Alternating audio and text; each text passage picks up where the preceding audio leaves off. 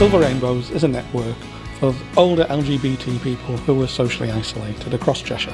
What we realised is that we had a whole group of older LGBT people who might have been out and about in the 70s and 80s, but as they grew older, became more involved possibly with their partners, but had a home life. And then suddenly, in the 2000s, found that those social networks that they had, those friendships had broken down, and due to changing circumstances, they were on their own. So as an organisation, we decided we have to do something about that.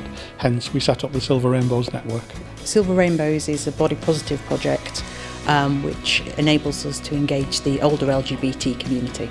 Social isolation is a key issue that we wanted to tackle with Silver Rainbows. It's particularly evident in a big rural community like Cheshire. That's why we established Silver Rainbows as a digital community as well as a physical community. The main thing that people can experience through Silver Rainbows is a chance to connect with other older LGBT people, a chance to meet up, to share experiences, to share stories and start to rebuild that social network that perhaps they've lost through time and through circumstances, and also to do that in a place that feels safe and secure. In 2016 is when we had the initial idea, but obviously it takes funding to put into it because we needed the resource of a person to take that forward. And so Brightlife was really key in enabling us to employ somebody who would take the older people's agenda forward. As we started to develop it, it just spiralled and the need became even more obvious. So, Brightlife funding was absolutely key to that. We have something regular which is called Tea and Tattle. That's just a drop-in, a chance for people to have a little bit of a catch-up. We'll have tea dances. We have a regular walk called Silver Strollers. We also sponsored the first LGBT community choir in Cheshire, which is Proud Mary. So that's also something that we're really delighted to have helped set up and allow people to become engaged with other older LGBT people across the patch.